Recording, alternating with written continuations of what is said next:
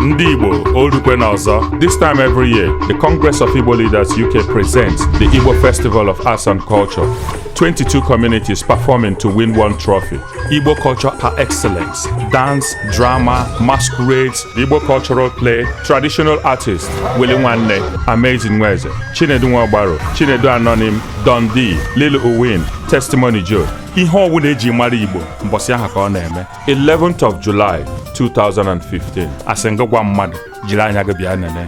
Venue Jubilee Park, Edmonton, London N97RH. Time 11 to 7 p.m.